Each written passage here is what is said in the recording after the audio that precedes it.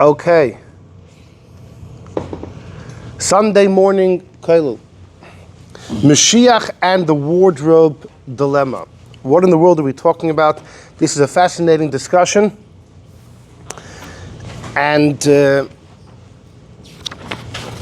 label here. There's copies over there. And without further ado, we will begin with number one. Number one is a Gemara in Nida, Daf Samach Aleph, Amud Beis.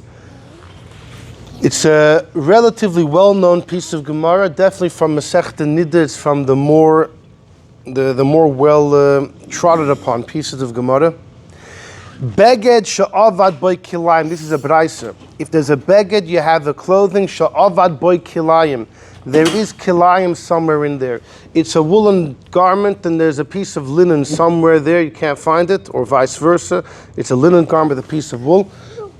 So biblically, this is kilayim. Why don't we say the small thread is bottle? So Tosfos discusses that. That's a discussion on its own. But the fact is, it's not. And as kilayim, or as Shatnez, as we want to call it, it's forbidden to wear. More than that, you can't sell it to a guy. Now, why can't you sell it to a guy? You're allowed to have benefit from Shatnez. Shatnez can't be worn, but you're allowed to have benefit. It's not the same as kilayim of mixing milk and meat, which is prohibited in benefit. So the reason is, if you sell it to a guy, the money you get off it is fine. But because the kilayim is indiscernible, it's unnoticeable, that guy may sell it to a yid, then this other yid will have absolutely no idea.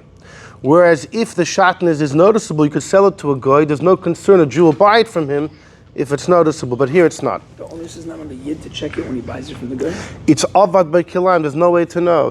You happen to know because you were involved perhaps in the manufacturing, but the guy that would buy it, how's he going to know? How's he going to find out? A tiny thread hidden somewhere, he'll never know. Don't make it a saddle for a donkey. This is the part of the brisa we want. You're allowed to make for shrouds, burial shrouds. That's strange. You're allowed to bury someone in Shatnez. One is allowed to bury someone in Shatnez. Now, the brisa happened to be speaking about a piece of clothing where the Shatnez is not noticeable. Why specifically there? So the Bach Taka holds, you're only allowed to clothe a corpse, a dead body, if the Shatnez is not noticeable. Because if it is, you violate the issue of loyeg l'rosh. You're laughing at someone who's poor. You know, when you go to a cemetery, Beis HaKvaros, you tuck in your tzitzis. You don't want to be laughing at I still have to fulfill mitzvahs and you don't. So therefore, for the same reason, the Bach says, how could you actively wrap the guy in open Shatnez? But if it's not noticeable, even though biblically it's Shatnez, no, it's not. You're not embarrassed. You're not belittling the guy because who can tell that it's Shatnez? That's the Bach's personal opinion. Just have a big sign that says for goyim only. But most disagree and learn that when it comes to shrouds, burial shrouds, it makes no difference. If the Shatnez, noticeable, not noticeable, makes no difference. And fine, loyeg l'rosh is a sugya on its own but as far as Shatnez, the guy's dead. What's the problem? So Amar Rav Yosef said, Rav Yosef, concerning this brisa, Zoi Soy Meres, this means Mitzvos beteilus lasid love. In the future, mitzvahs will not be binding. Mitzvahs will be bottle. Seemingly, it means they won't be binding. They're going to disappear. No longer any mitzvahs. Why? How does he understand that? Because if you bury someone in burial shrouds, apparently Rav Yosef holds that is how you will exit the grave. By Techiyas Hameisim, when the dead will arise, you're going to come back. But when the Eibishter puts everything decomposes. But when the Eibishter lifts you up, right? But when the Eibishter lifts you up, you're not a skeleton. He regenerates your body. He doesn't want you to be naked.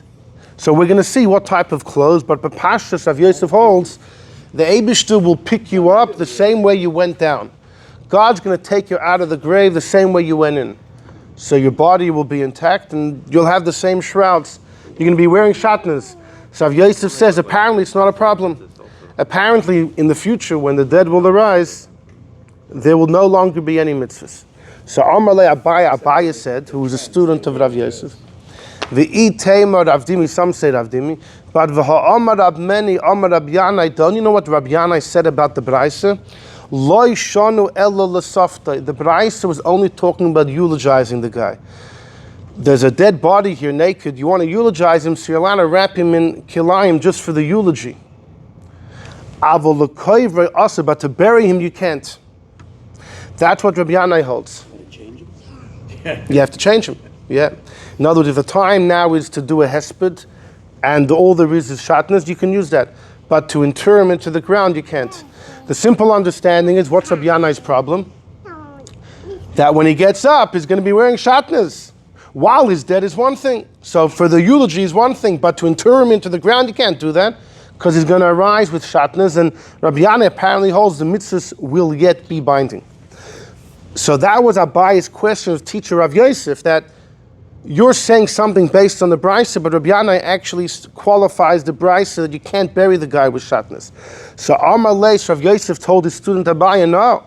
Lav itmar, don't you know what Rabbi Yochanan said? Rabbi Yochanan argues on Rabbi Yanai.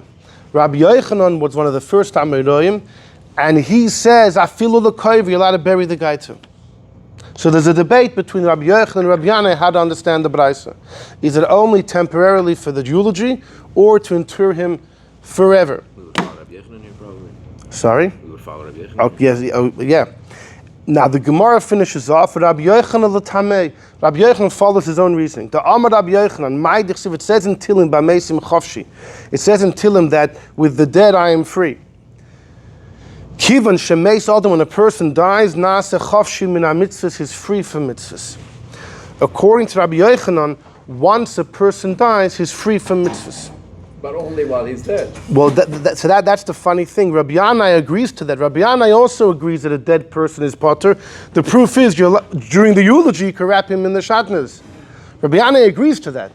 So how is the Gemara saying, Rabbi Yochanan, this is his specific opinion? Rabbi Yanai agrees a dead person is potter from mitzvahs. But the truth is, you think you need a pasuk that a dead person is potter from mitzvahs? A child is potter from mitzvahs because he doesn't have understanding, doesn't have reasoning. Obviously, a dead person is potter from mitzvahs. Rabbi Yanai wouldn't have to learn that from a pasuk. Apparently, what Rabbi Yochanan is saying, once a person dies, he's potter forever. Forever. Once you die, you're potter forever, even if you'll live again. And that Rabbi Yanai disagrees. So the kid from the story of Elisha. Good. Or the Mason that Yechezkel brought back to life. Right. These are all great questions. Yes. Okay. So that's what the Gemara says. So it seems to be a pretty clear Gemara. Rav Yosef and Rabbi Yochanan hold you could bury a guy with Shatnez because you're potter forever. And Rabbi Yanai disagrees. Look at number 2 on the side, Tosfos. Tosfos understood this clearly. Amar Rav Yosef, Zoisai Meres. The Braisa's din about burying the guy with Shatnez means mitzvahs b'teilus lasted love, and mitzvahs will be bottled in the future. So Tosfos asks, Taima, I have a question. Rav Yosef learns this from a Braisa. It's a clear Mishnah. Amai loy kama Rav Yosef milsei masnisim dikilayim. Why didn't Rav Yosef point this out in a Mishnah, which has more weight than a Braisa? The Tnan behedya, you know what it says in Masechta Kilayim? Tachrichin lemeis ein bahem mishum kilayim. It says in Masechta Kilayim that any tachrichin for a dead person, there's no problem of Shatnez. There's no problem of Shatnez. By the way, the Bach, I said, only allows you to cover him with something which has lost, which the Shatnez is not noticeable. The Bach would say, Beseder, we're saying that the Shatnez is not an issue. The Loyeg Larosh is a separate issue, fine. But Tosfos wants to know, what's Rav Yosef jumping on a Braisa? It's a Mishnah. So says Tosfos not. V'yesh loymar the mahach masnisim. From that Mishnah, it's telling you that a dead person has no issue, prohibition of being wrapped in kilayim. Loy mashma ela shekol man shehu meis. While the guy's dead, ein olav mishum isur kilayim. But the Mishnah is not telling you you're allowed to do it. Maybe the Mishnah wouldn't allow you to do it because of the concern that when the guy wakes up in the future, he'll be wearing Shatnez. The Mishnah says a dead person is not under the rules of Shatnez. But that doesn't mean l'chatchila you're allowed to bury him, because maybe there's a concern when he wakes up he'll be wearing Shatnez. That you can only deduce from the Brisa. And the Brisa says no, put him in tachrichin.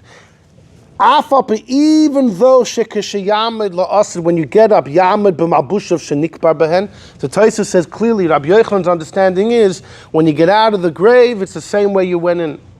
Your body will come back, and the clothes, the tachrichin. It says if you have something, don't throw it out because you're going to use it for that. Okay, but that means you're allowed to bury the guy, even though l'chayra there's an open question mark. What are you doing?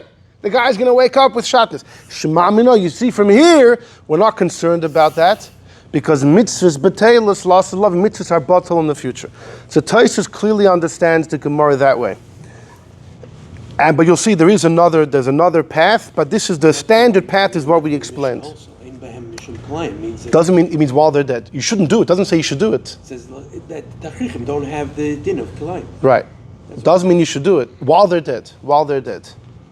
Added, in other words, if you're trying to deduce from the Mishnah, I could always say, What? A silly question. Was this such a big issue back 2,000 years ago? It's not a silly question at all. They hidden about one. No, one the issue fighter 2,000 years ago is there wasn't that much material around. Well, no. There wasn't that much material around. So what if you happen to have this? What That's should not you what do? I'm asking. I'm asking about one that was almost impossible to notice, like one fiber, as opposed Almost to... every suit that you get that comes from Italy has a concern that it has linen around the collar. But to the naked eye, you wouldn't notice No, it. but that's today. yeah, but now you have Rabbi Blink to figure it out. The Gemara discusses painting it, coloring it, because then you can actually notice the difference. Cheating. There is There was a lot of... there's a way to figure it out. Anyways, okay. The Gemara in number 3 is a Gemara in Sanhedrin, a very important shtickle Gemara, which has a lot to do with many things we're going to see today. A debate between Rabbi Yochanan and Shmuel. Okay, this is one of the most important debates in Gemara. Amar Rab Chia bar Abba, Amar Rabbi Yochanan.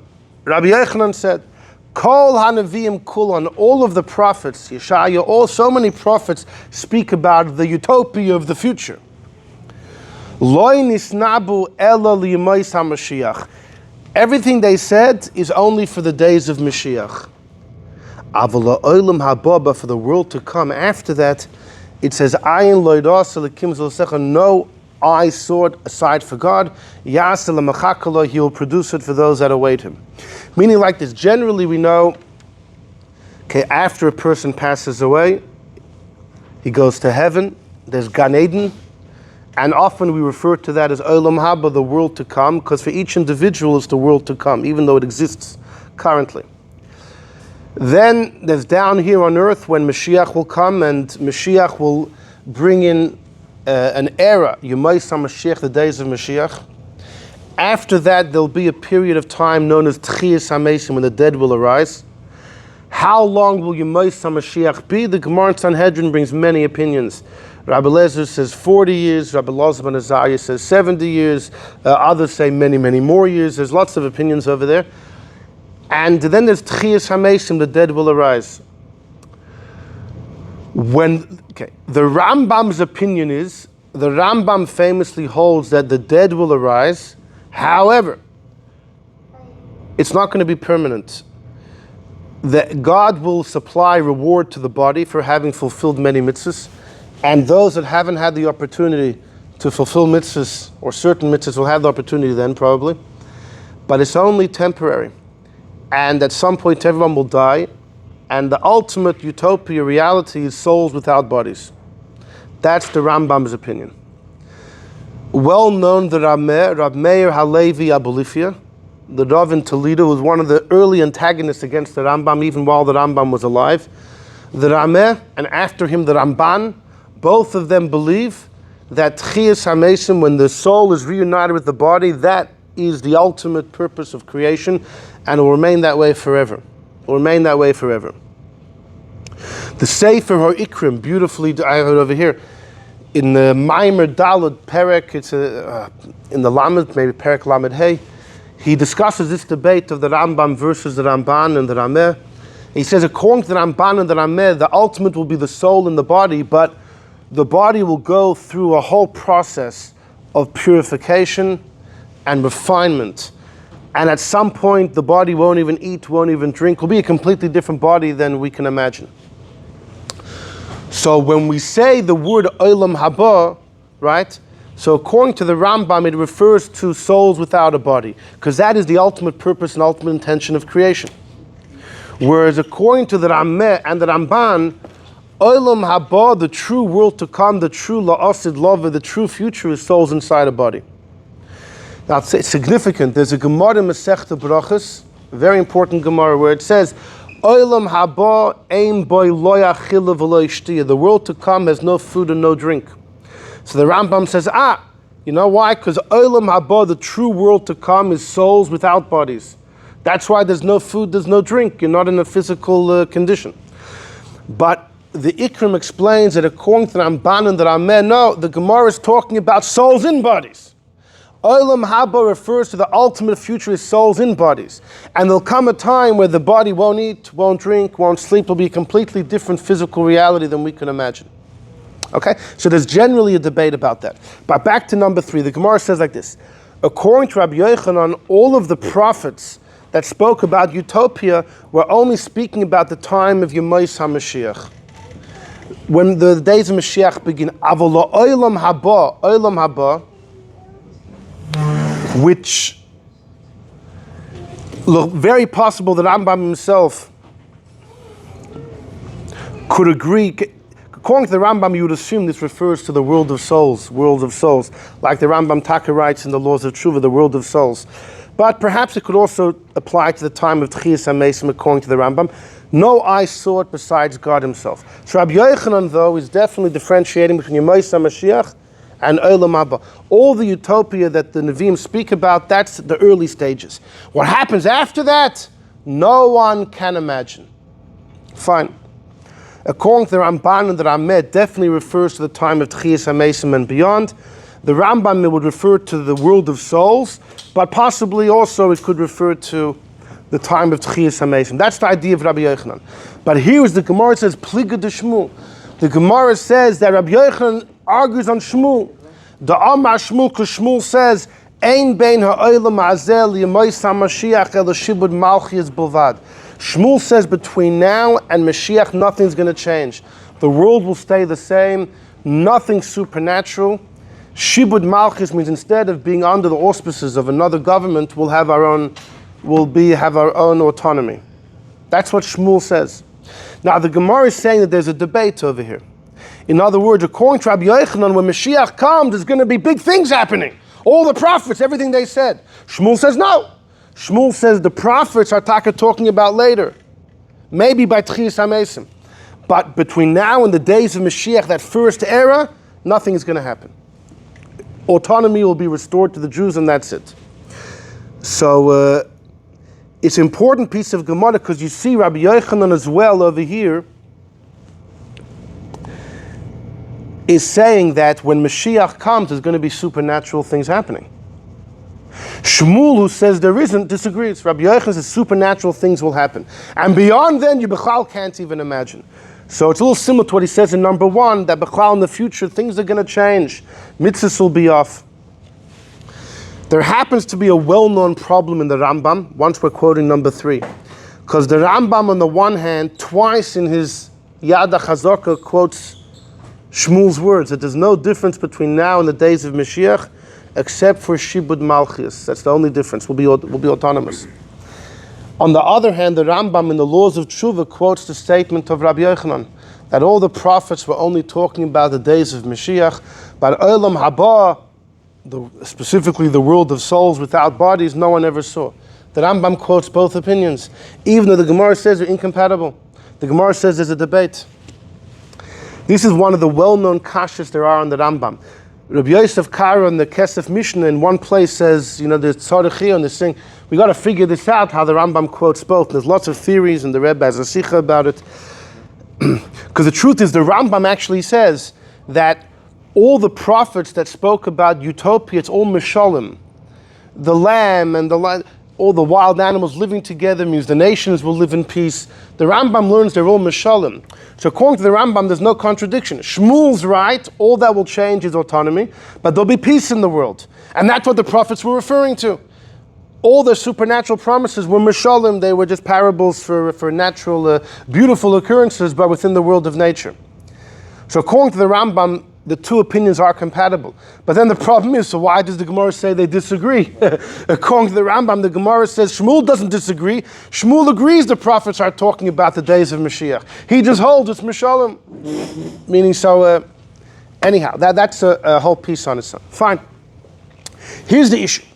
The issue is, join me in number 4. In number 4 is another Gemara in Sanhedrin. The Gemara is discussing what's the source in Tanakh to the fact that the dead will arise. How do you know the Techiyas Hameisim min Torah? How do you know that the dead will arise? Shenemar, it says, Unasatem mimenu es trumas Hashem la'aron hakoyin. It's talking about the Levim that receive Meiser. They should take 1/10 of their Meiser, trumas Meiser, and give it to Aaron HaKoyin. Now, often when the Psukim speak about giving a gift to the Kohanim, it says Aaron and his kids. Here it just says Aaron. And Rabbi Yochanan points out how ironic is that, because Aaron actually never received it. V'chi Aaron lo'olam kain, did Aaron live forever? No, he died in the desert. Lo nichnas le'eretz, he didn't go into Eretz Yisrael, no one ever gave him Truma. So how ironic is it that the Pasuk singles out Aaron, only Aaron, and it's actually only his kids that got it, not himself. Ella, says Rabbi Yochanan, you know what that means? Aaron's coming back. Aaron's coming back. Malamed sha'as is lichias. Aaron's coming back. V'Yisrael noisen l'trum will give him truma. Mekan, from here you see Techiyas Hameisim min Torah. Here's the source that the dead will arise. So here's the big problem. When Aaron comes back, we're giving him truma. There's no mitzvahs in the future. It's the same Rabbi Yochanan. This is all Rabbi Yochanan. Rabbi Yochanan in number 1 is the one that said mitzvahs will disappear in the future. And here Rabbi Yochanan is saying there's going to be truma. This is one of the oldest contradictions in Rabbi Yochanan. So, says there's no food and drink and no. No, it's Rav. Rav who says that. But also, you could say that Olam Haba there means Gan Eden. When the Gemara says in Brachas there's no food and drink, you could always say maybe Olam Haba there meant Gan Eden. But this goes with Rambam. This actually shows that Rambam, when they're talking about... We're going to talk about the Rambam's opinion about mitzvahs soon. What the Rambam holds about mitzvahs b'teilus in the future. So if you look at number 4, when it says Amar Rabbi Yochanan, it's in brackets. You see there was another version with a different Amora's name. So if you change your name to Rabbi Yonason, then it's okay. You know, often you have contradictions. Well, if you change a little version, no problem. So people's response is, shvacha tiris, weak answer. It's like someone told me the other day, how could you say this today? 2 weeks ago you said the opposite. I said, that wasn't me who said that 2 weeks ago, someone else. That's a weak answer. I mean, there's no kasha, there's no question. But for some reason, when we give that answer for a contradiction of Gemara, people think it's a weak answer. It's the best answer, it's a different person. Yeah, but you have it here, right, according to this opinion that it was. Yeah. So if you say it's the same person, we're up the creek without a paddle. You know, there's another one of the most famous contradictions in Gemara. We had a shir about it a couple of years ago. Rabbi Shimon Bar Yochai in Brachas to what he says is Menachos. In Brachas, Rashbi had a debate with Rabbi Yishmael. Rabbi Yishmael says you got to learn and work. You got to find a happy medium between the two. And Rashbi said, what? If you work, you'll be busy working a whole day. How are you ever going to acquire Torah? That's one opinion. Rashbi says you got to learn and the Eibush will take care of you. Learn day and night. In Masechta Menachos, he's the one who says if you just say Shema in the morning and the evening, you fulfill the mitzvah of learning by day and night. Even though he uses the same pasuk in Brachas to say you got to learn the entire day and night. So it's a major contradiction. The funny thing is, the comment in Masechta Menachos in many old manuscripts didn't say Rabbi Shimon Bar Yochai. It said Rashbi, but it stands for a different Tana. Rabbi Shimon ben Yochai Tzadok. The Shach brings. It's a different person. Different person. It's a different person. Weak answer. Different person. Rashbi, you can No, but apparently there was a... Anyhow. But if it's the same Rabbi Yochanan, we really have a problem. So, Join me in number 5. It gets even better. In number 5, Rabbi Yochanan ben Zakkai made a rule. This is number 5 in Gemara towards the end of Rosh Hashanah Daf Lamed. The Gemara says like this: the day that you bring the carbon omer, the 16th of Nisan, when the carbon omer from barley is brought, then all new grains are now permitted for consumption. That's when you have a Beis HaMikdash. If you don't have a Beis HaMikdash, then there's no omer being brought, but you have to wait for the 16th of Nisan to begin. You have to wait for daybreak to begin. So every year now, if you're in Eretz Yisrael or you hold that there's Chodesh around the world, when the 16th of Nisan daybreak begins, it's a debate if it's dawn or sunrise, but then you're good to go. But in the times of the Beis HaMikdash, you had to wait till they actually brought the carbon omer. Now, Rabbi Yochanan ben Zakkai was worried like this. Wait a second.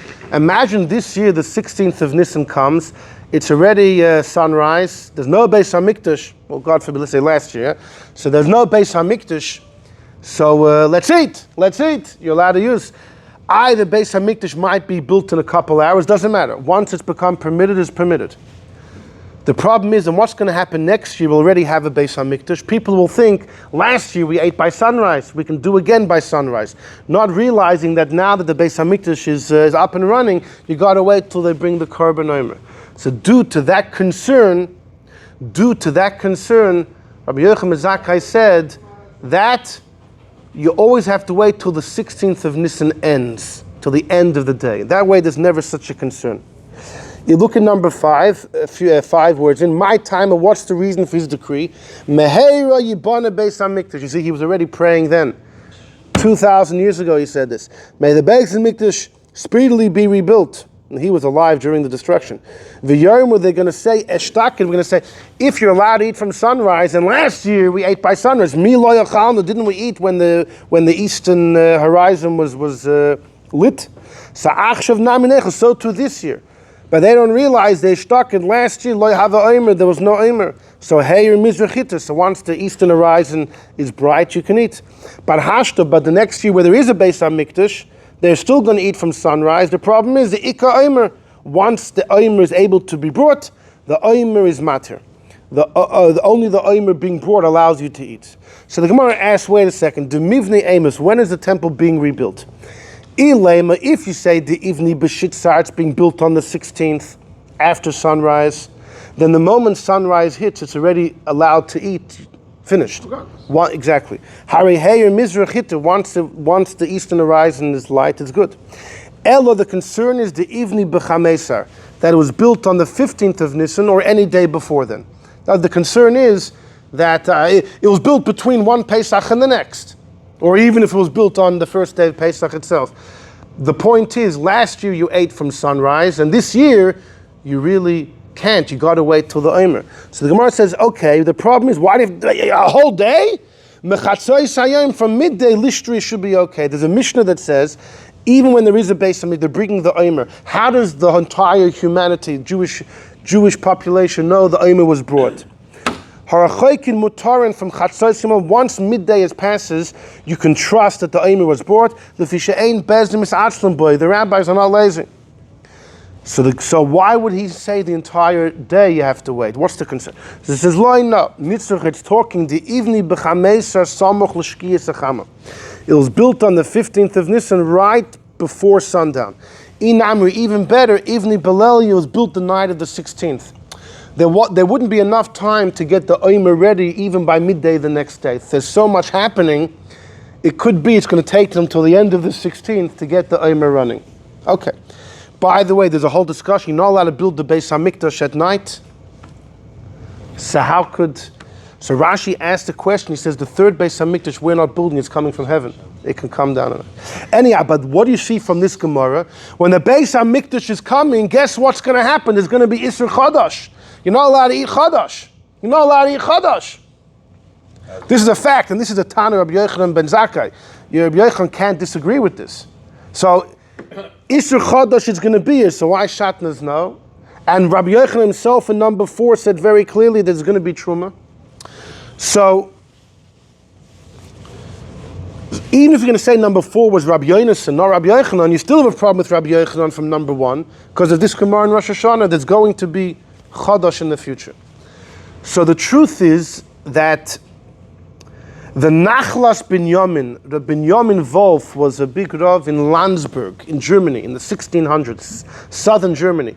He writes, in the future, only loisasses will be off, Mitzvos assays will exist.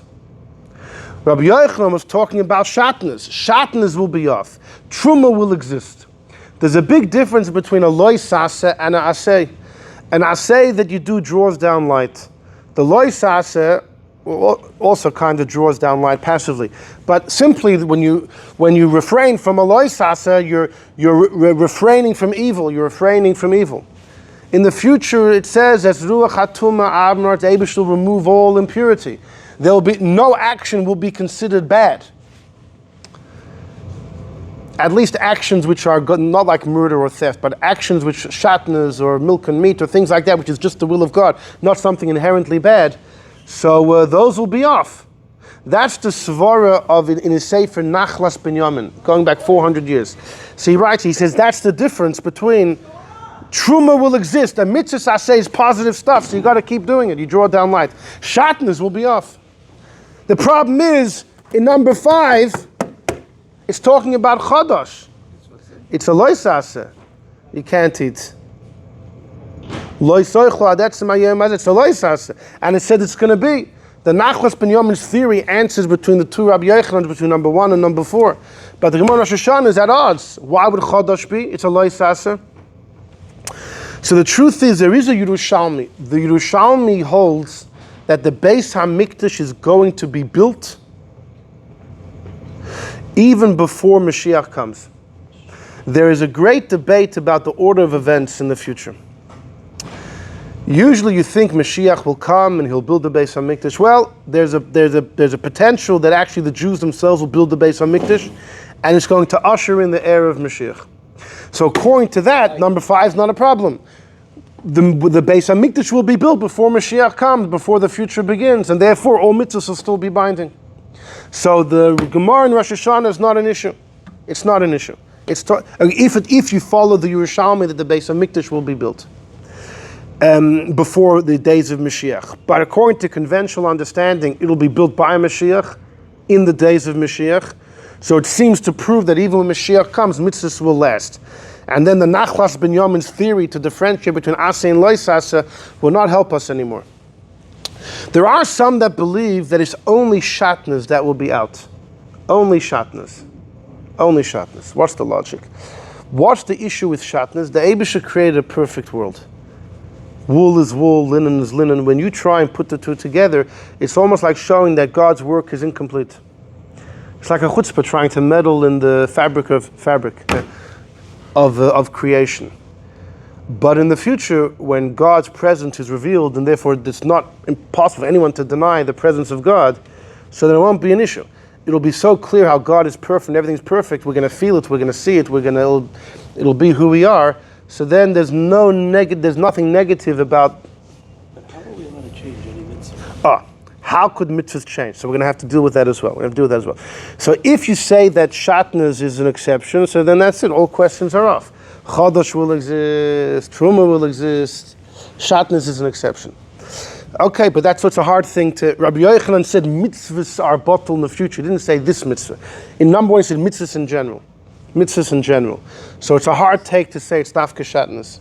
That goes against everything that we do. Right, yeah. So we'll have to deal with that. The Rambam writes, one of the 13 principles of faith is that the Torah will never change. The Rambam writes in his Sefer Hayad as well, it's borrowed that the mitzvahs are forever, will never change.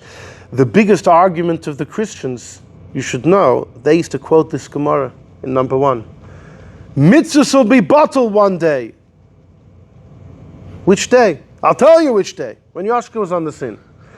And we're going to come back to that soon. So, okay, so we have a bit of an issue here with Rabbi Yochanan. Look at number 6. Number 6 is Taka, how will the tzaddikim, how will people get up in the future? So I'm going to show you one source now, we'll see another source later. It's a Gemara in Ksuvas towards the end. Amar Abchia Bar Yosef, Atzidim tzaddikim sheyamdu b'malbusheim. Tzaddikim will arise in their clothes. Kavachomer from a chita from wheat. Ma chita, a stalk of wheat, shenikbar aruma. When you bury a wheat, it's not a whole stalk. It's a kernel of wheat, you bury it in the ground. Yoitza, but emerges, bekama levushin, emerges with garments and layers. So tzaddikim, shenikvar b'shem, people that are buried with shrouds, al achas kam, but for sure you're going to come out dressed as well. That's a kavachomer that he makes. The question is, does he mean you're going to come out the way you went in with those shrouds? Does he mean you'll come back in the regular clothes you used to wear? So let's see. As far as this issue of mitzvos in the future, so the Taka so far we've seen only about Shatnez. But there's a fascinating medrash in Tehillim. The medrash in Tehillim says, Hashem matir asurim. We say in Tehillim, and we say it every day in Psukei de Zimra. The Eibishter releases those that are bound. What does it mean, matir asurim? So literally it means those prisoners. But you could read it isurim, prohibitions. Yesh some say, kol habhema, any animal that was impure in this world that you couldn't eat. Matar oisa kadosh baruch in the world to come. All treifa animals will become mutter to eat. V'cheinu oimer, it says, ma shahoya hu sheyiyah, ma shanasa hu sheyasa. It says in Kelos, what was will be. Guess what? Tahoidim hoyu mikaidim l'bnei Noach. When Noach was around, all animals were mutter. Like it says, Kiyerek Esav nasati lachem esko. Hashem told Noach when he emerged from the teva, all animals to you are like vegetation. Knock yourself out, eat anything. Just like Yerek Esav nasati lakoil. That's after he took 777 of the Haydim, no? They're already differentiates. Yeah, but still he was allowed to eat. Back in the day, you could eat any chay and behema. So, and it's going to come back. So Lama also has it. So why for a couple thousand years did God say that the Jews shouldn't eat it? Lira is to see, Misha Makabel Dvar, it's not really an issue. The animals, it's not really an issue to eat treif animals. God only said you can't to see who's going to listen to him. But Noach was mutter, and Soto is going to be mutter in the future. That's one opinion. Well, the Asid Lavi who matter is kol mashad. In the future, the Eibishter will be matter everything. Pretty wild medrash. The Yesh Oimin, but others say no. Ain't what? Medrash Tehillim at the end. Others say ain't no matir and loss. Others say ain't happening. Because it says in Yeshaya, the Eibishter will take retribution from those that eat chazer. It says, Umayim lumisha hoya oichel umachriz uma'abed abehema loikol shekain.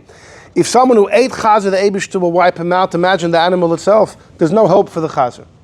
That's the second opinion. So what is it, according to the second opinion, what does it mean, matir asurim? Which prohibitions will be mutter? Ein iser gadol min hanida. There's nothing greater than a nida.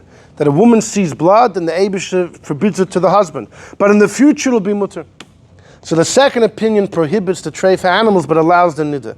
As it says, v'games hanavim, Zruach hatuma avim arts, no more tuma. The ain tuma elanid is talking about nida, as it says, vel isha benidis tumasa. You shouldn't be with a woman while she's tameh. So it's incredible. One opinion says tray for animals mutter, the other one says no, but the nida will be mutter. Apparently, the times of Shabsai Tzvi, they took these medrashim very seriously, and there were scandals of forbidden relations, of nida. Some say even tray for food. That happened amongst many of his followers because they felt it's already Moshiach, times of Moshiach. It's happening. There's a very interesting Ur HaChaim in number 8. There's a very Ur HaChaim in number 8 about this. In Parsha Shmini it says about the pig, V'hu geiroi lo yiger, the pig has split hooves but it doesn't chew its cud. So the Ur HaChaim says, Piddush, you know what this means? T'naihu hadover. The pasuk is giving a condition. You know why you can't eat chazer? Kol's man shehu lo yiger, as long as it does not chew its cud. Aval but la'asalav, in the future the nature of the pig will change. Ya'al gay will chew its cud. V'yachsal lis mutter, will become mutter. But loy shishar b'loy gay, if you don't think it's going to remain the way it is now and become mutter, no. Torah loy teshuna, Torah won't change. What will change is the nature of the pig. Even if it changes, it's still... But no, he learns the Torah says clearly, don't eat the pig, and the Torah says, V'hu, because Geiro lo yiger. It's a strange expression. The Torah is telling you, the pig can't be eaten as long as it doesn't chew its cud. If one day it will, it could be. So it was already in the... Maybe that's what the Mitzvos says. It's not going to have a normal pig. It's going to be a chewing cud. It's going to be a different animal. Right. So the Chaim though says that the pigs will be mutter, but he said it's not a change of Torah. Jump on the other page for a second. Jump on the other page, the top left side. It's a letter of the Radvaz, top left side of the other page. I was asked about... Somebody sent him in a letter about different things being bottled when Mashiach comes, but he says, I was asked about the chazer. Omruzal, they say, why is it called chazer? By the way, we don't have a clear medrash anywhere, but the name chazer means to be chazer because it's going to come back. Well, if Pshat says Radvaz, I'll tell you what it means. He gives two answers here. Efshel l'taretz ala derech asher kasavti. Yi yisrael oichle mishmal. Yidden are going to eat such fatty foods, it's going to feel as if the chazer was mutter. But loisha yutelim basar chazer chas v'shal. Not literally. We're going to have so many delicacies, and life will be so decadent that it's as if we're eating pig, but not literally. But then he says, derech hasad kabbalistically yesh lo ma'ila sarecha. There's an angel in heaven. His name is Chazariel. Chazariel. Special malach. Chazariel. And he's a categorizer. He's a prosecutor. He's an instigator. He's our enemy in heaven in court. But Hashem in the future will bring him around to the Jews. He's going to become our defendant. He'll become our defense attorney. So he says, kabbalistically, he's talking about a malach in heaven. But the simple meaning is, not the chazer itself, will be as if the chazer, will be as if we're eating bacon and pork because there'll be fatty food everywhere. That's his take on the matter.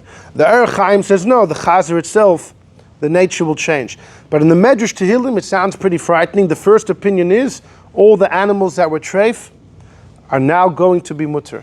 So, and there are... Frightening, it just sounds against, Right, well it sounds, definitely bizarre. We do find in other areas as well, there's a medrash that says all the karbanos will be bottled in the future. What? Why should it be difficult? You have Techiyas Hameisim. It's more difficult than to make an animal. To change. No, but the Abish is changing a mitzvah. Mitzvah is spiritual. God's will is eternal. God's will is united with his essence. It's unlimited and it's not subject to change. There happens to be a well-known debate between the Rambam and the Ikrim. Could God himself change and create new mitzvahs? Could God himself change his mind and create new mitzvahs, change the Torah? The Rambam holds he can't. God said and locked himself in forever. The Sefer or Ikrim holds that he can. And the Rebbe once explained that they're both right. They're talking about different levels of God's will. The Rambam is speaking about a much more sublime level, which is united with God's essence, where there the will can never change. But it's the problem is that the Christians, they went like the Sefer HaIkrim, that God can change his will at will, and he did, they claim. That's why in the Rambam it says that even if you can't say a mitzvah stops now, something else continues, because he says that's what the Christians... Exactly. He says even if they say it's written by God, the same God. Right. Specifically written. Right. The problem is Sefer Ikrim holds the Abish himself could change. So anyways, okay, so back to our thing of it. So what do we have so far? Rabbi Yochanan says it's not a problem for the guy to get up wearing Shatnez. We had an issue with the fact that by the Beis HaMikdash there'll still be an Isur Chodosh. What's the difference of Shatnez and Chodosh? Maybe specifically Shatnez, that'll be mutter. We said that was a bit strange.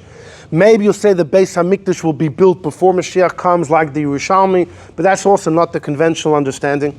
We also had a kasha of Rabbi Yochanan about Truma. He says Truma will be by Aaron. So maybe that's not Rabbi Yochanan, okay? Or we said maybe Mitzvos Haseh is different. Maybe saying anything that has to do with the Kaihanim. So here's the thing. There is a very, very important Rashba. We're going to see some fascinating things. Let's get into the thick of it. The Rashba writes in his commentary called the Pirush on the Haggadahs, commentary on much of the Aggadic sections of Gemara. And he has a long piece in Masechta Brachos where Ben Zoyma holds that when Mashiach comes, we're not going to remember anymore leaving Egypt.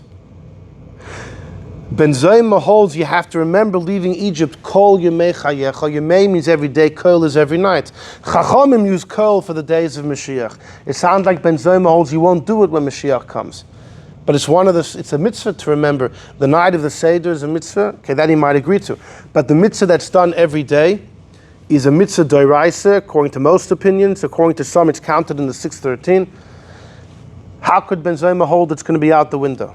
So the Rashba has a long piece about it. And the Rashba says some major points. In number 9, the Rashba says, the reason why I'm writing about this at length is because the Christians are using these Gemaras to say that, you see, the Talmud itself says the mitzvahs one day will be bottled.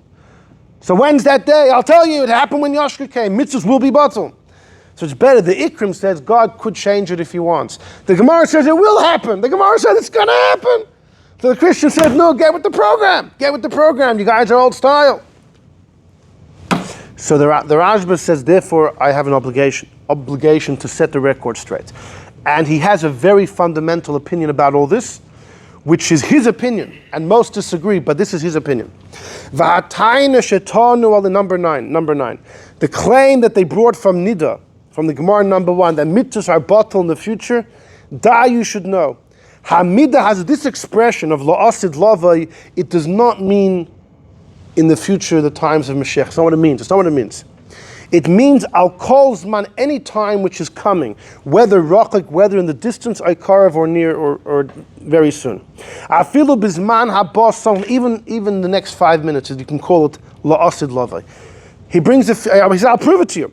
We have a din b'chazoras kli zayin b'Shabbos. You wage a war against your enemies on Shabbos. You're allowed to go back home after you win, or after the danger is averted, and carry all of your equipment.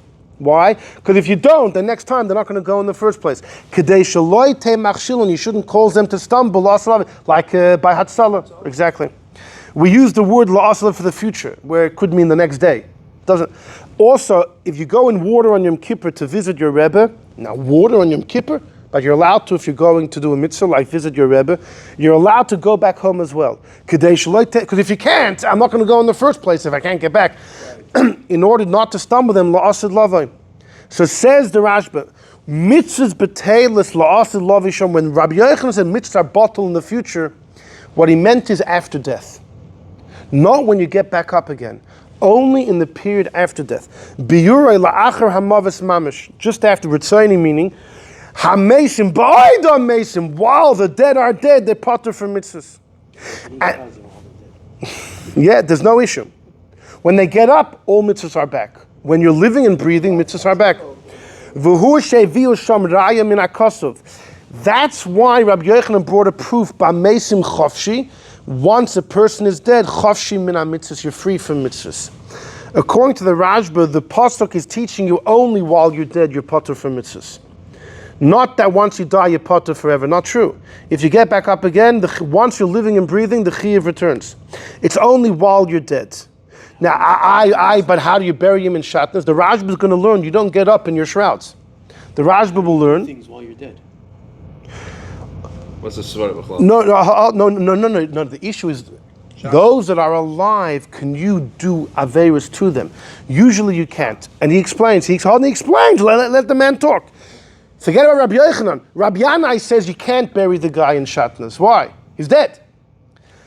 And if he's not waking up in his shrouds, there's definitely no concern at all. So v'im toimar, if it's only while he's dead, how could Rabbi Ami disagree and say that Rabbi Ami holds is not potter? But what do you mean? He's not ben mitzvah. But Rabbi Ami says he's not allowed to wear shatnez. The guy's dead. It doesn't make any sense. So you should know like this. According to Rabbi Ami, hameis ketinik shelo yagi leklal mitzvahs mitzaratzmai. A dead corpse is like a child.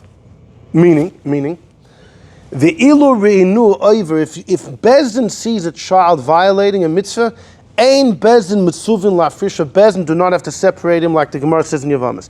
Nonetheless, anu muzharin. Go to the next page on the top. Anu muzharin alav shaloi achila biyadayim. It's not Bezdin's concern if a kid happens to be eating treif, but they can't feed it to him. V'shaloi lav, you can't make him violate a mitzvah, but kavana willingly. Like it says, loy soichum ki shekets heim, don't eat these, the insects, they're shekets. Kari be loy sachilim, don't feed them. Lahazir g'dolim aktanim, the elders are prohibited from feeding treif to a kid. If the kid's eating it, you don't have to stop him. The father might, that's a different thing. So says Rabbi Ami, the same thing to a mace. You are not allowed to put shatnez on the dead body. How about the other things like nida? If underground the nida comes over you, you're allowed to. So how did the Shatnez get on the guy if nobody put it on? That's exactly right. That's why Rabbi Yanai says you're not allowed to put shatnez on the dead person. He says the dead person, he can have them, but you can't put them Oh, on. if somehow the dead person himself rolled into a thing of shatnez, you could leave him there. Kind of like the nida underground. If the nida starts coming on to you, Right. you're fine. Exactly. Yeah, it's not your problem. But, so it's fascinating. If you eat a maggot, also fine. Yeah, not a problem.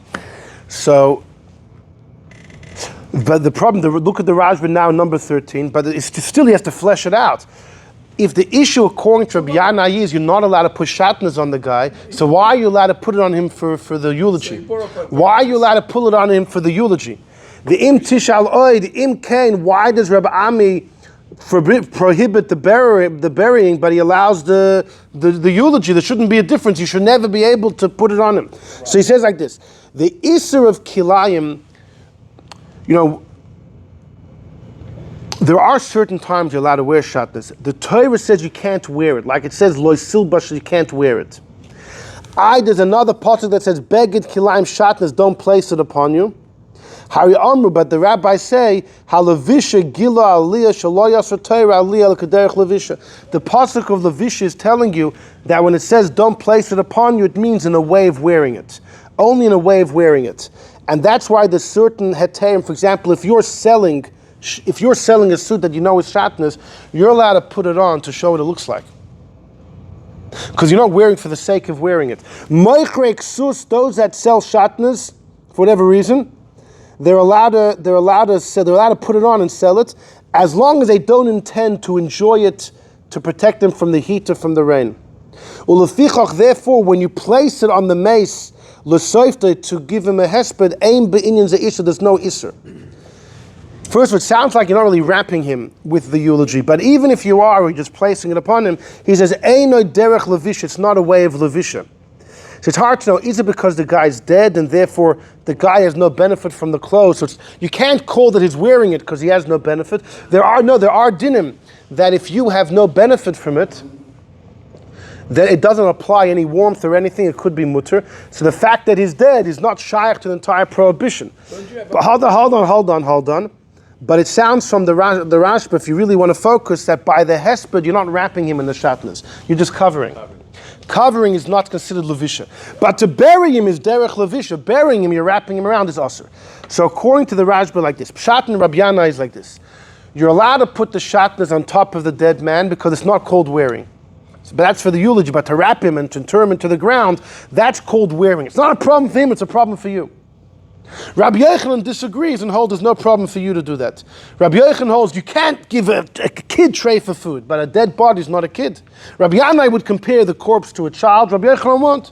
Rabbi Yochanan therefore says it's not a problem. You could bury him in shatnez. How's he going to come out of the ground? So let's just finish number 12. And he says, the Rashba, Rav Chia bar Yosef, who says in Ksuvas, as we saw in number 6, that Hashem will bring the tzaddikim in their clothes. Yishbar Kadash Rab Ami Sha'asa L'Kayvrei. Says the Rashba like this. It sounds from number 6 that the Kal V'chomer from the kernel of the wheat is that the tzaddik, when in dressed, will come out dressed, sounds like he's going to come out in his shrouds. Says the Rashba, you're right. If you hold his coming out in his shrouds, then you'll have to hold like Rab Ami that is also to bury him with that. Because or else he's going to come out with shatnez. But Rav Yosef, Rabbi Yochanan that are allowed to bury him, hold, you're not coming with your shrouds. They don't hold like Rabbi Yosef, who says they're going to they're going to come out in their clothes. They don't hold like Rabbi Chia bar Yosef. So the first thing the Rashba says is this itself is the debate. Rabbi Yochanan and Rav Yosef hold you can bury in shatnez. Are you going to come out of the ground? No, you're not coming out in the clothes that you were buried in. No, the Eibush will give you different clothes. But The opinion of Chiyah by Yosef holds you're coming out with those clothes that you were buried in. His taka going to have to hold. You're not allowed to bury the guy with Shatnez. Because according to the Rashba, everyone agrees in the future the mitzvahs are going to be binding. So the truth is, once he said this, the Rashba could really go back on half of what he said. He could say, you know why Rabbi Yanai doesn't allow you to bury the guy in Shatnez? The Rashba gave a whole thing because you can't do it. Just say Rabbi Yanai holds you're going to come out in your shrouds. That would have been a very simple thing. Now continues the Rashba, but he says like this, the truth is maybe Rav Chiyah bar Yosef as well doesn't mean you're coming out in your shrouds. Ein hakavana, you're going to come out with the clothes that you went in.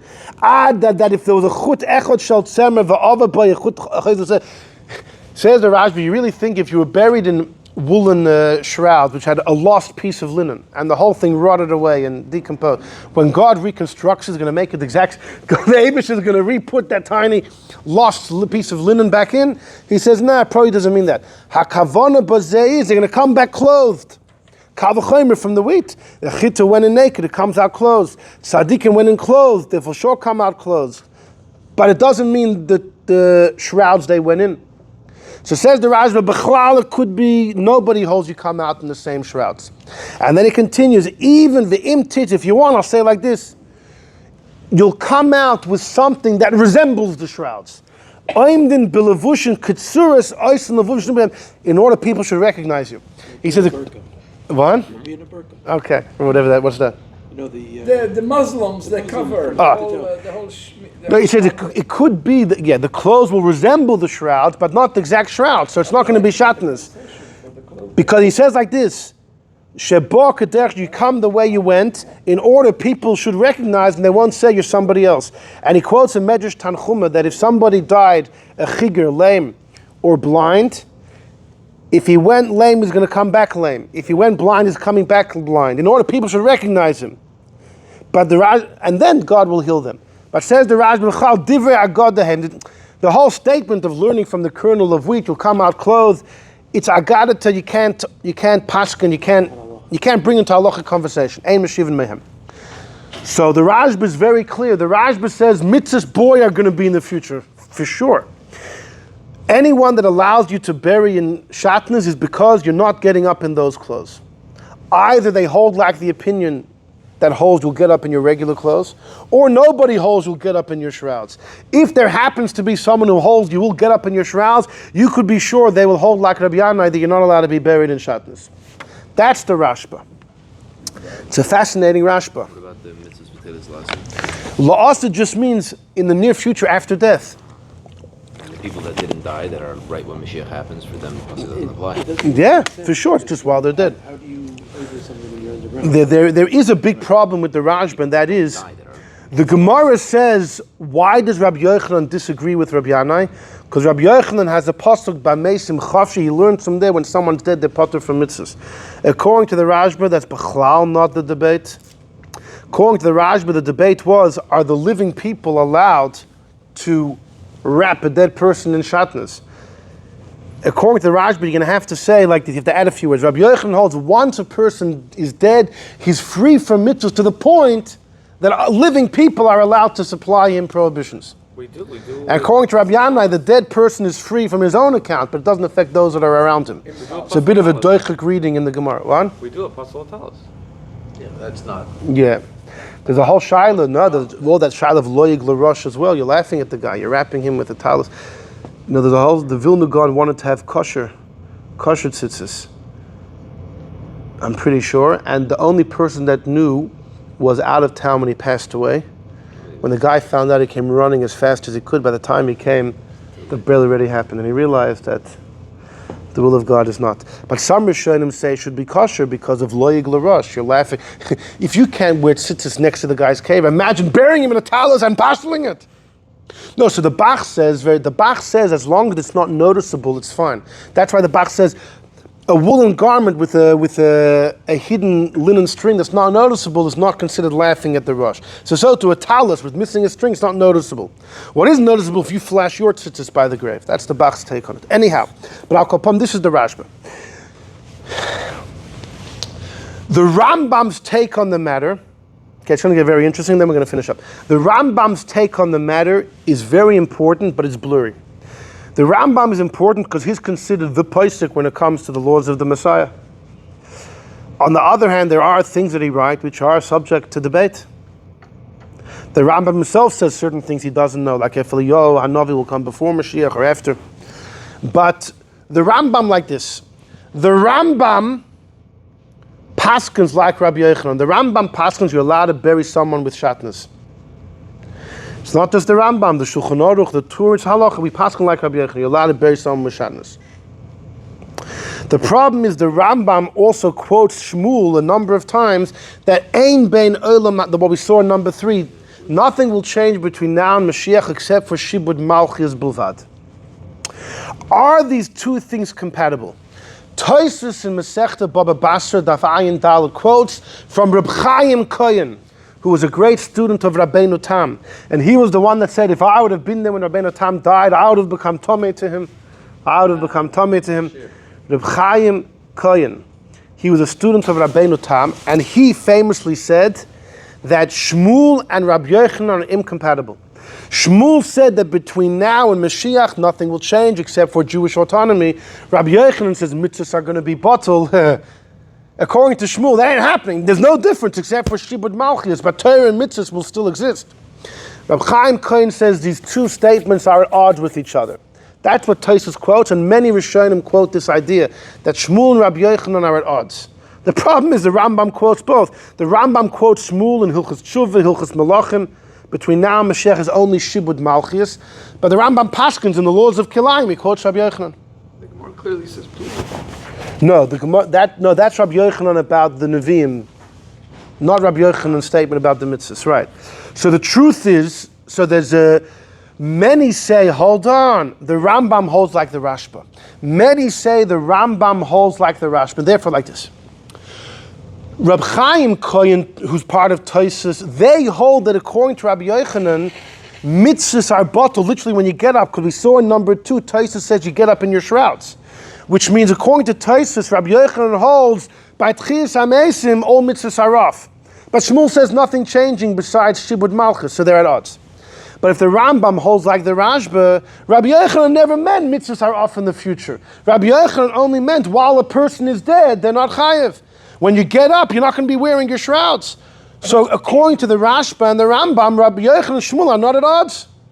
Shmuel says between now and the days of Mashiach, nothing's changing. Rabbi Yochanan he's talking about while someone's dead, they're not chayev in mitzvahs. So if the Rambam holds like the Rashba, then Rabbi Yochanan and Shmuel are compatible, and therefore the Rambam can bring both.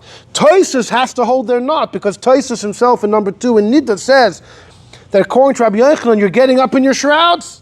That means mitzvah, you're wearing Shatnez. Mashbi Yochanan holds it's not a problem. Shmuel holds it is. So how does Tosfos answer Rabbi Yochanan with the Kohen Gadol? Very good. So many say the Rambam goes like the Rashba.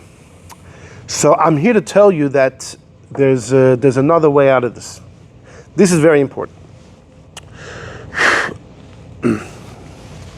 So generally we say Mashiach will come, and the Beis HaMikdash, I mentioned the Yerushalmi says the Beis HaMikdash will precede Mashiach. The Pashtus, it'll be together with Mashiach. Later on, there'll be an era known as Techiyas Hameisim, when the dead come alive. And according to the Ramen, the Ramban, when we say Olam Haba, we refer to that because that's going to be the state that will last forever. Right, and even when it says in Brachas, Olam Haba has no eating or drinking, it even refers to then, like the Ikram explained, the body will get so refined, you'll be like Moshe on Har Sinai, when Moshe didn't have to eat, didn't have to drink. So here's the thing though. There's Yemais HaMashiach, and then there's Techiyas Hameisim. Maybe during the era of Mashiach, mitzvahs will still exist. When Techiyas Hameisim comes, there's no greater miracle than that. Maybe that's when everything changes.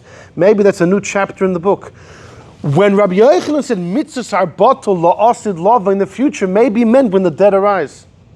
But during the earlier era known as Yemais HaMashiach, mitzvahs might be on.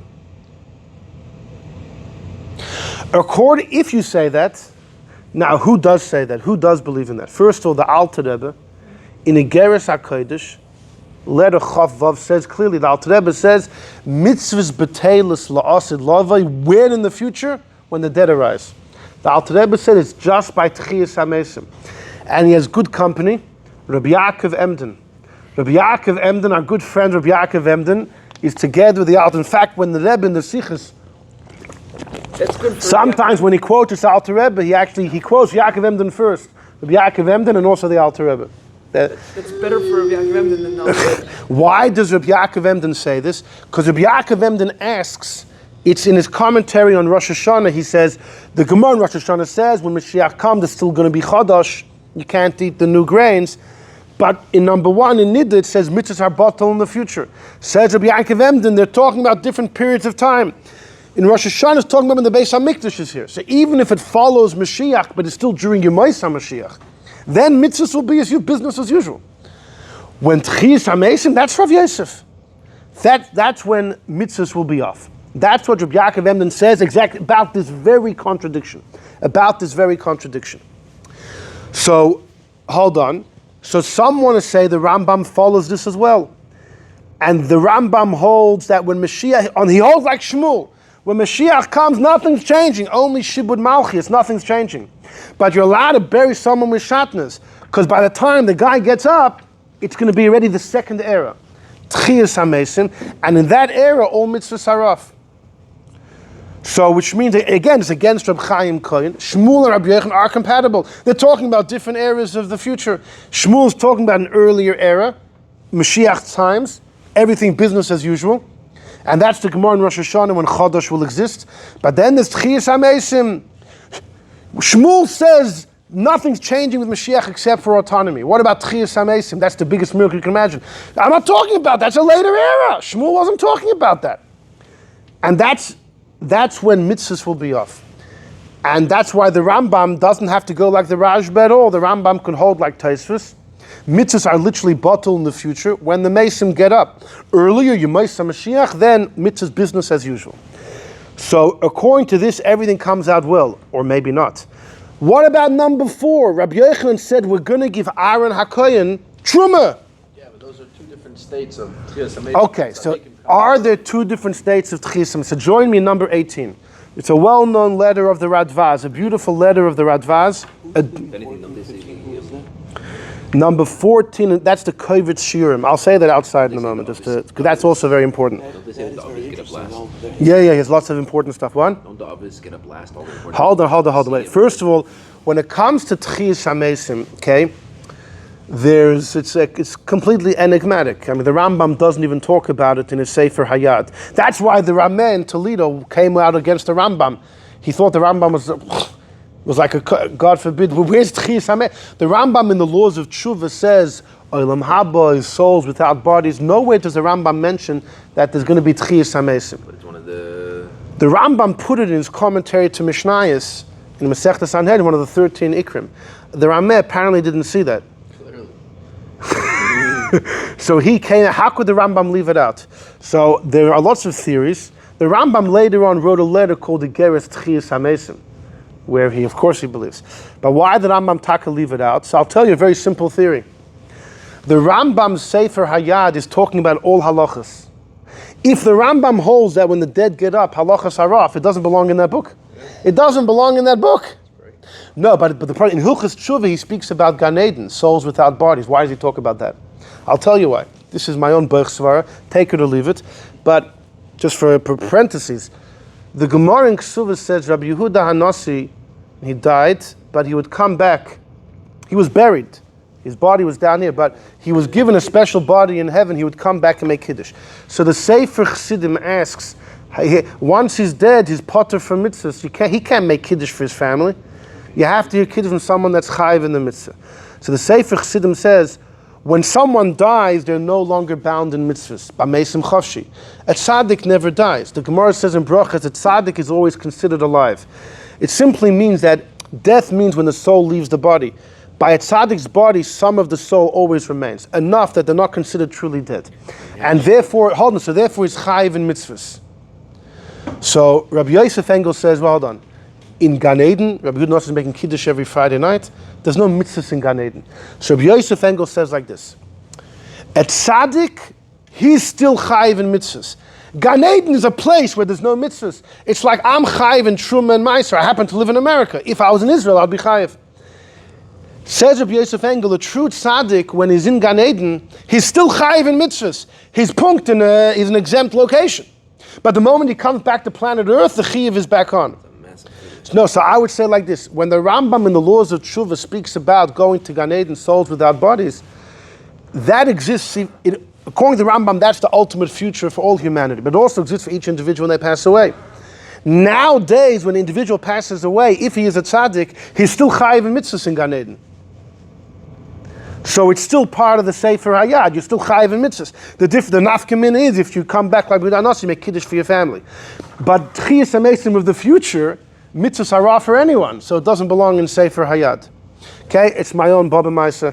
Anyhow, it's probably not true, but I think it's very interesting. It's a cute explanation, at least that. Okay, in number 18 is a letter of the Radvaz, a very important letter. Sha'alto, this is written 500 years ago. Sha'alto mimeni, you asked from me, you did nafshi, my beloved, al zman atchiyah, on the time of Techiyah. You received from your fathers, it's going to be near the year 6,000. Le'eluf hashvi is the beginning, right by the year 6,000. When Shabbos enters the entire world, right? There's 6,000 years. Each day is like another day of the week. Year 6,000 is going to begin the day of Shabbos. The kashyalach, because the plumber's coming in the morning, right? The kashyalach, you have a question, what? All the big tzaddikim are only going to come then. Im kain, the tzaddikim and the chasidei elyon that died to sanctify God's name, they're going to miss so much of Moshiach's going to come today, 200 years before the year 6,000, right? Moshiach comes now, 220 years of Jewish utopia will be missed by all these great tzaddikim if they're only going to come up in the year 6,000. This is the question that the guy asked. So Tshuva says the Radvaz, Kol yomai ha'yisim mitztar al dover zeh. I was always pained until I found a Ritva. B'shem Rabbi Yosef. The Ikka Trei Techiyas, the Ritva says, and the Ritva actually writes this in 3 places. I've found 3 different places where the Ritva writes this in his commentary in Gemara. Could be there's even more. Achas Pratis, one will be individual for tzaddikim that died in exile. And that will happen right when Mashiach comes. And they will be there for all of the beauty of the days of Mashiach. Beguf and nefesh, body and soul. And they will see all the beauty. And they'll see they'll see the Beis Hamikdash being rebuilt. The Yismachu, and they'll enjoy. And this will be what in return for what they did for the Eibishter. Then there'll be a general Techiyas Hameisim. That's going to be way off in the future, near the time when Shabbos comes in. Which, by the way, you're allowed to bring Shabbos in early, so it doesn't have to mean the year 6,000. It could still be 40. Mashiach can come today, and this could happen 40 years later. Like I was Mekabel, which is called the Olam HaTechiyah. So the Radvaz says that there's 2 Techiyas Hameisims. One of them comes together with Mashiach, and the other one will happen later. Who's coming up right away? The greatest people. Moshe, Aaron. So we just said before that during the first era of Yemais HaMashiach, all the mitzvahs are still going. Okay, that's when Aaron's coming back. So in number 4, Rabbi Yochanan said you're going to give Aaron Trumas during that time. Mitzvahs B'Teilus is years later when the rest of people get up. The problem you're going to ask is, wait a second, then how could you ever bury somebody with Shatnez? Maybe this guy's a real tzaddik and he's going to get up early while mitzvahs are still binding. Exactly. That's the big kasha. That's the big kasha that comes out. Okay, so we're going to try Mitzvah and answer this kasha. But first I just want to tell you that there happens to be, what? No, we're not going with that. We're going with Tosfos. There happens, you should know, the Ramban in this week's Parsha Nitzavim, on the pasuk Mol Hashem lekechel tevavcha, seems to hold that when Mashiach comes, we will lose the Yetzer Hara, and all mitzvahs and averos will be off. There's a Ramban that's quoted that the Ramban seems to hold that already by the days of Mashiach, mitzvahs will be off. So basically, you have 3 opinions. You have the Rashba who holds mitzvahs are forever, finished, it's never going to go off. You have the Ramban, the opposite, who says even when Mashiach comes, boom, mitzvahs are off. The Ramban is going to have to say that the Chodosh is only Asur. He'll have to hold like the Yerushalmi, that the Beis Hamikdash will be built before Mashiach. And Aaron HaKohen, he might have to say, if you remember, we saw from the Abarbanel a couple weeks ago, some hold that the real tzaddikim will get up even before Mashiach comes, and Mashiach will be one of them. The Abarbanel says it could be that the truly righteous will get up, and one of them will be Mashiach. We saw that Rambam in the Moshiach should be had a while ago. Yeah, it could be it's even before your Moshe Mashiach, so the Rambam will say all of that predate. But when your Moshe Mashiach settles in, the Ramban seems all mitzvahs are off. And then you have the explanation we're giving from the Alter Rebbe, the Yaakov Emden, and many others, that during your Moshe Mashiach, mitzvahs are still on. Techiyas Hameisim, they're off, right? So there's numerous opinions about this. But the question we're stuck is, at this point is, how could you bury anyone with Shatnez if you say, like Tosfos, they're going to come back in their shrouds? You can. Most people, it's not a problem. No. Because by the time they come back, mitzvahs are off. But maybe this guy is a tzaddik. So, by the way, there's one more person I have to tell you who seems to hold like this as well. You see, the Gemara in Brachas says that in the future, Olam Haba has no food and drink. And according to the Ramban and the Rameh, that refers to even when the soul's in body, not just your Gan Eden. By Techiyas Hameisim, there's going to come a point, no food and no drink. What about the meal of the Lev Yosin? Or the Truma, what's Aaron doing with the Truma? He's eating it. What's he doing with the Truma? He's eating it. So the great Aruch LaNer was a big Rav in Germany at the time of the Tzemach Tzedek. He learns from here the same thing. That the Aruch LaNer says, during Yemais HaMashiach, there will be food, there will be drink. Aaron's coming back early. He says this exact same thing, not about the question about mitzvahs, but he's discussing food and drink, bodily functions. Aaron's coming back right away. Moshe's coming back. The real tzaddikim come back right away. And during that time, there's still food, there's drink. Then later on, things will change. So the same theory we're giving about mitzvahs, he gives about food and drink. Under that circumstance, how do you handle the hybrid situation where you have some tzaddikim coming back, but you have still many, the public is alive in body. Those that are fortunate to live through. It's going to be beautiful. You have to have Shmuel first. You have to have Shmuel.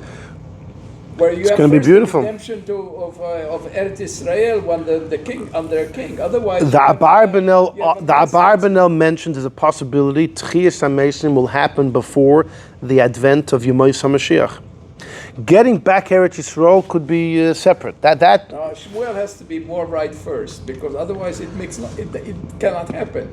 No, so first of all, you can. No, most people who maybe disagree with Shmuel. Most people, because like in number 3, Rabbi Yochanan disagreed with Shmuel. Rabbi Yochanan said all the prophets spoke about miraculous things happening as happening in the days of Mashiach. But Shmuel disagreed. Two opinions. Usually Rabbi Yochanan against Shmuel. You follow Rabbi Yochanan. Hold on. I want to finish up over here. No. Comes Rabbi Chanan Wasserman. Rabbi Chanan Wasserman was a great, we spoke about him in the past. He was never killed by the Nazis. Right before he was killed, he gave a speech to all the Yidden. And he said that for some reason, we don't know why, but God decided that we should be korbanos. Let's not mess it up. By a korban, if the kohen has ill thoughts, he could mess up the korban. He says, we don't know why. This past week in Rambam. Right. So he gave his whole drasha, and then he was killed. Some of the survivors, they wrote down. Incredible person. And he was murdered. Hashem yin kandamai. So he had a sefer Kovetz Shiyudim. And Rabbi Chanan has a piece about mitzvahs in the future. And he listen to what he says. In number 14, he starts off. Concerning mitzvahs b'teilus in the future, so first he says exactly what we're saying here. It's la'achar Techiyas Hameisim. When Yemais HaMashiach, for sure all mitzvahs will exist. But he said, I have a question. Isn't one of the principles of faith that Torah will never change? So he says, V'yesh leimar. The akavana be'ikaz pshat's like this. The dinim of Torah will never change from the way they were given at Sinai to Moshe. Hashem told Moshe and Har Sinai that mitzvahs will exist until Techiyas Hameisim. So it's already incorporated in the rules of Torah. That's the answer that he gives. The gam zen nemer b'Sinai that la'asid lava Hashem told me, give you all these mitzvahs. Just like mitzvahs can be in a certain place, they can be at a certain time. In the future, by Techiyas Hameisim, the mitzvahs will be bottled. But there's no new din taking place that wasn't given to Moshe. The fact that mitzvahs are bottled, this is one of the dinim which we have today. It's already extant today, that when Techiyas Hameisim comes, the mitzvahs will no longer be applicable. That's one idea that he says. It was always part and parcel of the Torah. Nothing new is changing. This is number 15. Oid Yesh Shlomi gives another answer. The reason that mitzvahs are bottled in the future, he says it could be ein hakavana that the zman of the future causes the mitzvahs to be bottled. Rather, mesim, dead people that come back alive are potter. Because it's a gzeiros hakos of once a person dies, they're free from mitzvahs forever, even if they come back. And that din applies even today. If it somehow happens, a miracle occurs that the mesim come back to life, like those that Yechezkel brought back to life, they're potter from mitzvahs. And therefore there's nothing new happening in the future. It's a regular din that once a person dies, they're potter forever. This is the best explanation. This is the second. The problem is that the Gemara says about the mesim Yechezkel brought back to life that they put on tefillin. So say they didn't have to wear tefillin, they chose to wear tefillin. So hold on. So what Chanan Wasserman has just done is given two explanations. Why is it that by Techiyas Hameisim mitzvahs will be off? Number one is when God gave Moshe the Torah, there was a caveat that at a certain time the mitzvahs will no longer be applicable. Yeah, the time causes it. The second answer Right. gives a clear answer. The second, right, well, the Second right, answer right, right. answers the difference. The second thing is it's not about la'asid lavai. There's always been a din that once you die, you're potter forever. So according to Once you die, Actually hold came on. back from the dead, then you're potter. Exactly. So mitzvahs are on the gavra. mitzvahs b'teilus la'asid lavai means for each person when you die. Hold on. Once you came back, you're alive again. No, so why are you giving truma to? No. But how you give it You can say Because the Yidden that are alive then, that lived through, because you didn't exist. according to Rabbi Chanan, hold on. According to his second explanation, you know what's going to happen? When Techiyas Hameisim comes, if we're there to witness it, we're going to be chayiv because we never died. Half the But that's the point. That 15 million Jews are going to be chayiv in mitzvahs, and 10 billion Jews who are going to be potter. There's one opinion that every, Hold on. Yeah, it doesn't. Everybody Hold on. dies. It's uneven. It can't be. Isn't there an opinion that everybody dies and then gets back up? Yeah. There is. No, the Gemara says every person's going to have to turn to dust. The Rebbe, though, learns it just means you'll have a feeling of complete ego death. You'll have an ego death. This is the best explanation. Hold on. Let's continue. In number 16, Hachiluk, he says, what's the difference between the two Pirushim? He said, Lefi Masha Kosev B'Shalos Tshuvas Radvaz, which we just saw. Huva B'Sefer Munas Tzadchiyah, that there's going to be two Techiyas, one individual for tzaddikim when Mashiach comes, the other general for everybody else in the future. L'yoyim Hadin Hagodol, there's something known as the Great Day of Judgment, which will happen well after Mashiach, in the time of Techiyas Hameisim. So it says like this. According to the first Pirush I gave you, that the Zman Shelo Asid is the time of Techiyas Hameisim that causes the mitzvah to be bottled. But Mashiach, but earlier mitzvahs will be noyeg. So then the big tzaddikim that get up early will be chayav. But according to the second Pirush, once you're dead, you're potter forever. Then even the big tzaddikim that get up in the earlier era will already be potter. So how could you give Aaron truma? You're going to give Aaron Truma. What you're The Yidden, the Yisrael has to give truma, or the Levi has to give, but he can't. Aaron's not the guy that's allowed First- to give first it. You'd have to give it to a kohen that's chayiv. Right. Yeah. First of all, why bring back the big tzaddikim except to show an example for the Am Pashut? No. The reason is because the big tzaddikim deserve to see the Deserve it, entire. but they have a responsibility. That's what. Their responsibility That's what the is Radvaz show says. They deserve how to see. How to show how to merit. Right. They want to make sure the Yemais Moshiach is done right. For sure, they're not patur. Hold on. So what we have over here is either it's the time of la'asid lavai, then at that time everyone's potter, or it's once you're dead, you're potter forever. The difference is the tzaddikim that come back. No. That's the Rashba. He holds like the Rashba. Okay, you're in good company. The difference is that when the tzaddikim that come back early, will they be chayiv in mitzvahs? Yes. So in number 17 he says, Ube'emes, this suffix seems to be clearly the Gemara Nida. Look at number 70, the second line. The Gemara there says, Rabbi Yochanan says, mitzvahs are bottled in the future. V'hainu midetnan, the tachrichi ameis don't have a problem of kilayim. Even though the tzaddikim are going to get up in he's learning their shrouds. And they're going to be buried, they're going to be wearing kilayim, Shatnez. He says, even though the kishayichu, the moment they get up, they could right away take off their clothes and put others. But nonetheless, for the first moment that they're breathing, before they're able to take off their shrouds, they're wearing kilayim. How could you cause your friend to do an aveira even if that person it's an accident? So he says like this. No, he says like this. According to the first Pirush, he says like this. According to his first understanding that it's the time of Techiyas Hameisim, then you have a whopping problem. How could you bury anyone with Shatnez? Maybe they're going to be a big tzaddik and come back early.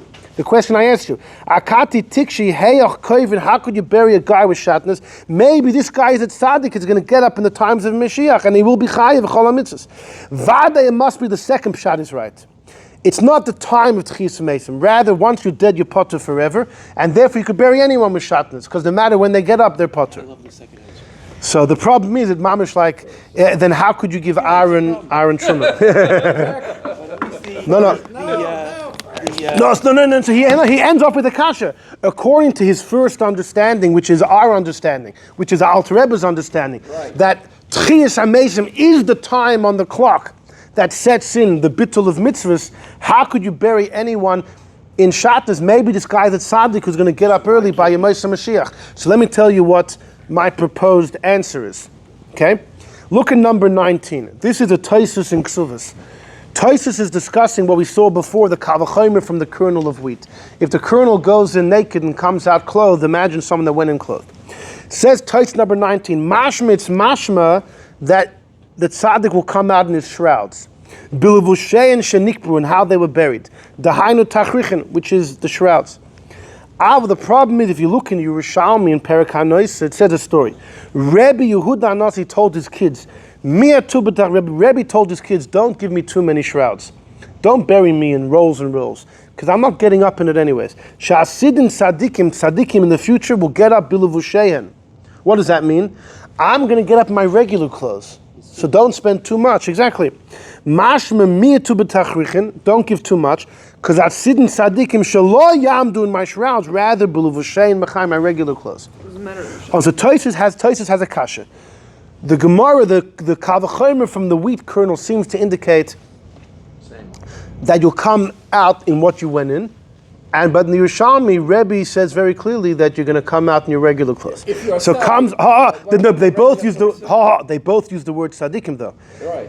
No, but the Gemara in number 6 is the Gemara Taisus is quoting in Ksuvas. It says tzadikim. Both Rebbe, they're all talking about tzadikim. But look at number 20. Comes Rabbi Akiva Eger on the side of that Gemara. Says Rabbi Akiva Eger, what? Ubi Yerushalmi Sham. Look at number 20, the third line. If you look in the Yerushalmi, it actually quotes a debate of Rebbe and the Chachamim. Omar, the Yerushalmi says concerning Rebbe's Alahida Rebbe said, Loi kamoy de barnash azul hu asi. Rebbe said, not the way a person goes is the way he comes. In other words, you come back wearing different. You come back wearing your nice clothes. You don't come back the way you were buried. The Rabbanon say, no, kamoy de barnash azul hu asi. The way you went is the way you come. Mavurs, you see in Yerushalmi, it's a machlekes. Rebbe v'Rabbanon. And the Rabbanon hold you do get up biluvushein when you're shrouds. So Rabbi Akiva Eger is asking, Taisus is making a machlokes of the Bavli and Yerushalmi. No. The Yerushalmi brings two opinions, Rebbe and the Chachamim. The Chachamim are the majority. They say you come back in your shrouds. So the Gemara in Ksuvas is going with the Chachamim. What's Taisus doing? He says, Tzarchin, he doesn't get it. So I would like to humbly suggest that according to Taisus, it's like this. Rebbe and the Chachamim are talking about two different people. If you're a tzaddik versus when you're a regular person. A regular fellow comes back in his shrouds. The Eibusher will regenerate your shrouds. A tzaddik comes back. So Rebbe was a tzaddik, so he told his family, don't give me too many shrouds, there's no point. The Chachamim were saying that the general person goes, the way you went is the way you come. But Rebbe is saying for a tzaddik, you come back in your regular clothes. The problem is the Gemara in Ksuvas is talking about a tzaddik and it's mashma you come back in your shrouds. So therefore Taisus has a question. Taisus has a kasha. The Rebbe said that tzaddikim come back in their regular clothes, and the Gemara seemed to say tzaddikim come back in their shrouds. So Taisus has a question. Fine. So now I understand Taisus. I answer Rabbi Akiva Eger's question. But let's taka say that the maskana is tzaddikim come back in their regular clothes, and regular people come back in their shrouds. You're allowed, if the guy's a tzaddik, you're allowed to bury him in Shatnez. He's going to come back early in Yemais Mashiach when mitzvahs are binding, but he's wearing a suit. Who's coming back in their shrouds? By the time he comes back, it's Techiyas Hameisim. He's already going to be potter. The other guy's coming back later. So this mamish answers Rabbi Chanan Vasmer. Rabbi Chanan Vasmer had a kasha. You end off with a kasha. that how could you bury him with kilayim? Maybe the guy that's tzaddik. That if that guy's coming back early, he ain't coming back. He ain't coming back with his shrouds. You said that a blind person comes back blind, a deaf person comes back deaf. So people should recognize him. So the shroud comes back with the person the way they went in. So I mean, that's regular, but for a example, regular so person, for a big tzaddik though, the Eibishter, no. They're already clear. Yeah, no. So that's person. no. So by the time they come back in their shrouds, they're waking up late. They're getting up late. But not if you go with Shmuel. That Shmuel that says that there is going to You want be to have everything. No. No, but that means that you. All right, hold on. Okay. Only wool, no linen. Anyhow, the Rebbe has a beautiful sikha. The Rebbe has a number of sikhas in these topics. I'll just say, just to stick in, the Rebbe has a beautiful sikha about this issue of Rabbi Yochanan Mitzvos B'Teilus. The Rebbe suggests the following. It's a very delicate idea, but probably the bottom line for us. The Rebbe says that when we say mitzvahs are bottle in the future, it means the command will be bottle. God won't have to instruct us. Only when you're a separate entity from God does He have to instruct you. When you're part of God, it doesn't need to be. You don't have to instruct your hand. It's going to happen automatic. No. So the Rebbe says like this. No, listen. The Rebbe says like this. If mitzvahs would apply in the future, so you can't bury someone with Shatnez because the guy wakes up, he's happy to be up, but he's like, oh my gosh, what they do to me? Right. What they do to me? What am I wearing? And even if it takes him a minute to take off the clothes, like Rebbe Chanan Vassman said, you can't mess a guy over, even if he's going to be an onus. But the Rebbe says, but since the mitzvah will exist, but the command will be off. What does that mean? We'll become part of God. And therefore, God's will be done. We don't have to be instructed. It's going to be automatic that God's will be done. So the Rebbe says, when you bury someone with Shatnez, when they wake up, it's going to be so automatic, miraculously, before a blink of an eye, the shrouds will be off. Because the relationship with God will be that God's will automatically be fulfilled, like when you want your arm to move. So when the guy gets up, there won't be any delay in the kilayim coming off. It'll be miraculous, automatic, that the kilayim will just so therefore, you can bury him in Shatnez, he'll wake up in Shatnez, but before a moment passes, the Shatnez will be off. No, therefore there won't be any. And the tzitzis will retie themselves? And that's how the Rebbe explains. It's a very delicate idea, but the mitzvahs will exist, but the command won't. Therefore, it's going to be in a way of automatic response, and therefore there's not going to be any delay with the Shatnez coming off. Whatever you do. Okay, with that we finish.